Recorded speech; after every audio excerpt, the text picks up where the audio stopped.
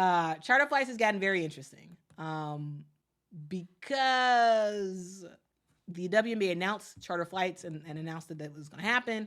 And then we later find out that there are teams that will not have charter flights. So the Indiana Fever, they were able to get charter flights for their game this week. They took charter flight earlier today.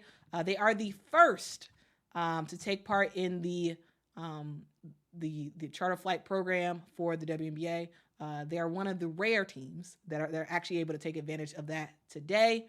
And let's just sort of talk about this, because this kind of like brought up a issue for the WNBA. So the Indiana Fever and the Minnesota Lynx are the only two teams that are actually able to start off with charter flights for the season. All right, they're one of the two teams, and I do want to show a graphic of the charter flights. I do want to show a graphic because I thought it was kind of interesting. And a lot of people have a lot of thoughts. There is a town hall that's happening tonight with some of the players and the commissioner, because a lot of people have a lot of thoughts about this charter flight stuff. A lot of people have a lot of thoughts. Okay.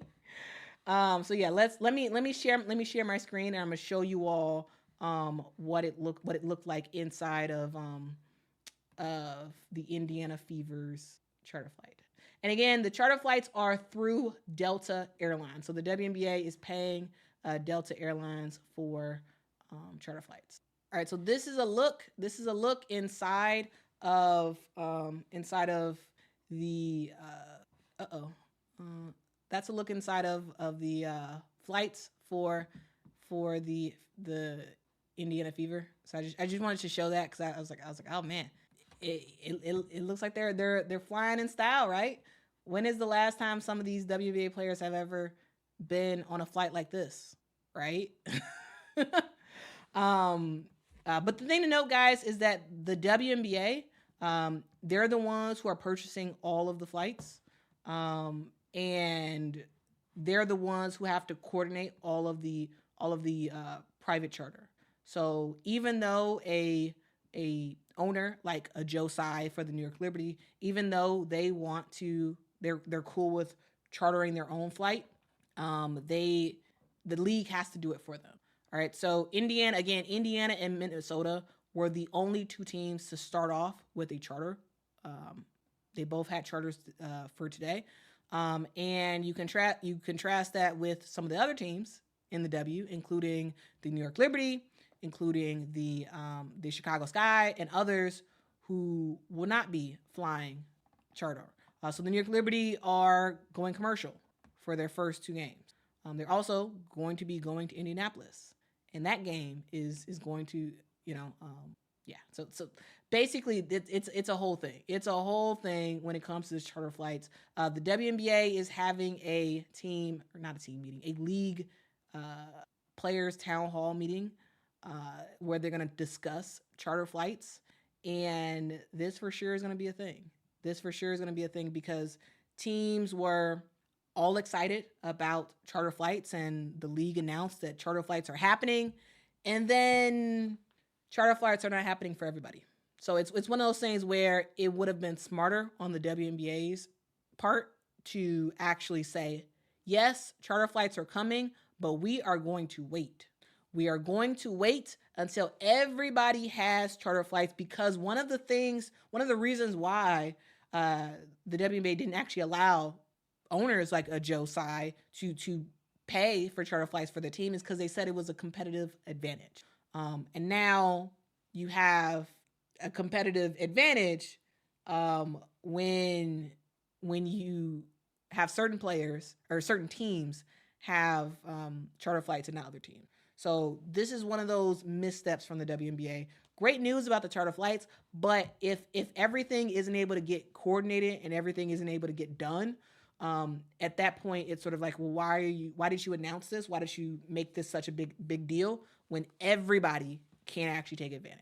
So that's something that the WNBA really has to look at. And guys, Breanna Stewart actually posted something on Twitter, and I want to share that because I think it's important as we sort of talk about what's happening. I think it's important for us to talk about what players are actually saying. So here's what Breanna Stewart said. Breanna Stewart says, 2 out of 5 WNBA teams traveling today are on WNBA charters, and that's a win. It could be a bigger one if the WNBA allowed teams who are not offered league charters to secure their own until a full 12-team solution is ready. And she said, trip number 1 of the season, charter bus. So I guess charter is somewhere in the charter is somewhere in that name. It's a charter bus, but charter somewhere. But anyway, that was me trying to make a joke. I don't think it was. It must not. I don't think it was. It probably didn't go over very well, but I thought it was kind of funny that charter is included in there somewhere. But yeah, I really do understand Breanna Stewart's point, and I think that's the point that a lot of other players are also thinking. Alicia Clark,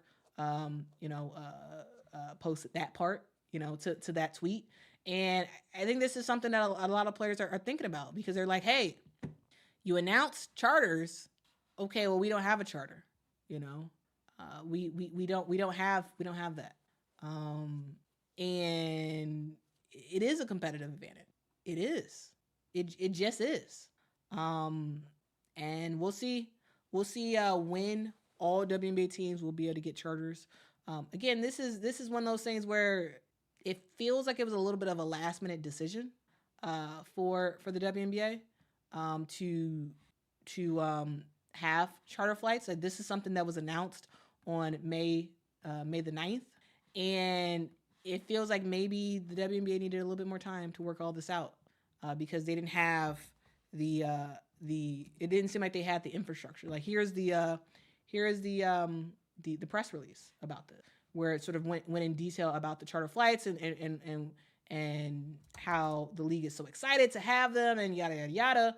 And the thing is, not everybody's able to take advantage, which is tough because it is kind of a competitive advantage. So guys, let's sort of read through the charter program press release. Let's read through it and see what it says because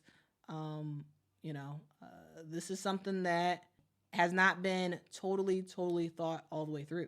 So the press release says WNBA set to institute a full charter program during 2024 season.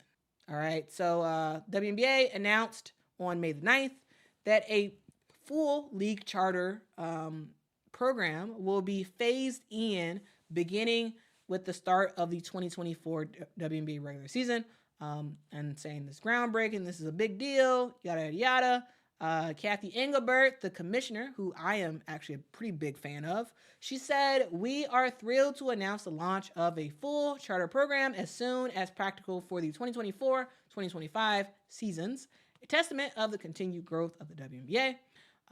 And she said, while we still have a lot of work to do to continue to execute our strategic plan, we feel confident that now is the time to institute a full charter program to demonstrate our commitment to leading with a player-first agenda. And guys, the players, not all the players are feeling the player-first agenda, right? Because not all the players can actually take advantage of it. So the program is operated primarily by Delta Airlines. Delta is very excited about it. And this is something that they did say will be phased in during the 2024 season. But it is hard for, all the players to get behind something that they all can't take advantage of. I think it's difficult, right? At the time, Nneka Ogwumike, the commissioners, not the commissioners, the WNBA's Player Association president, she said, at the time. She said, "I am thrilled to see significant change in policy that will permit and provide charter travel across all teams throughout the 2024 season and going forward. On behalf of the players, I want to express my appreciation and support for a bold move by the commissioner and team governors that in turn shows that they understand and value the health and safety of the players. It is time to be transformational. It's time to bet on women." So that is what was originally said on when this thing was announced on May the 9th. And, players are very excited about it. They were through the roof, very happy. And now some players are less happy because they aren't able to take advantage of what other players and teams are able to take advantage of. Eventually, this is going to be brought out league-wide, which is fantastic. But I think that, a phased-in approach, I get it. That just may have just been what was necessary to get this thing up and running. But the league should have allowed individual owners to fly private if they wanted to. But the fact that you are allowing some teams to fly private and not others, without even giving the others a option to have their owner say, "Hey, I'll foot the bill. WNBA, don't worry about it. I'll foot the bill. I want my players to fly private." You can't do that. So that's something that is putting the WNBA in a awkward position, and a position where the players aren't happy. The players aren't happy, and that's tough. That is really, really tough. Let's see. She Code says phased in when the WNBA season is so short. Exactly when will all teams have charter? We don't know. That's the thing. We don't know the answer to that. It was reported on Twitter that the WNBA players will have a town hall to discuss this with WNBA leadership, and so yeah, we'll see what happens. We will absolutely see what happens. But yeah, that's a thing. That's a thing. Let's see. Yeah, you're right. Goodness rated, you are right. Yeah.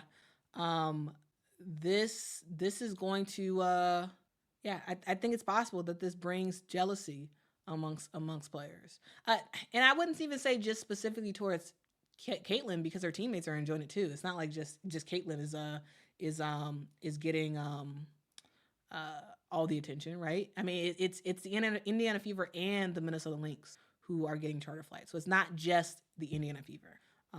But yeah, I do believe it's going to create some possibly some jealousy and annoyance from the teams that don't have the charter flights to the teams that do have the charter flights. I do think that that's a thing for sure. Now I got some super chats in here. DeJour, thank you so much for the super chat. Says, I know New York can charter. Psy is just cheap. I mean, they can't charter if they want to. I do believe Joe Tsai would actually pay to get his team chartered. But it's the league is running that. So they won't be able to charter. De Jour also says New York and Las Vegas should be the first to get them flights. You should reward winning. It's already unfair. This is messed up. Yeah. The hard part is when you phase in anything, it doesn't matter what it is. Phasing in stuff, people are going to be upset, right? Because then there's going to be people who haven't gotten it yet, right? You're phasing in and you're doing part by part. And some of the people who are left out, some of the teams who are left out, they're upset about it, which is understandable, which is why it's tough to phase in anything. Sometimes it's better to just do it all or do none. So that's one of the tough things. Andrew, thank you so much for the super chat. Says, great job. Keep up the good work. Tell mom happy Mother's Day. I will absolutely tell her. Thank you so much, Andrew, for the super chat. Appreciate you, man. Let's see. David says, y'all ever stop to think Caitlin Clark paid for the charter flights out of her own pocket? She didn't. I don't know who's putting that rumor out there. David, if you saw that somewhere, that someone was saying that's wrong. That is absolutely incorrect. The WNBA is paying for flights, for paying for all the charter flights. The WNBA is paying for it. Players are not paying for it. Teams cannot pay for it. It is the league who is paying for it all. Okay. And they're anticipating about $25 million for the season. So no, Caitlin Clark, none of her money is going towards this at all. And if someone's reporting that, they are lying, David. So I don't know. I don't know where you got your information from, but it is not true. It is not true that is the case. Brenda says, I feel bad for Caitlin Clark. All the perceived favoritism is going to generate hate against her when she just wants to play ball. Yeah, I mean, it is unfortunate. It is unfortunate.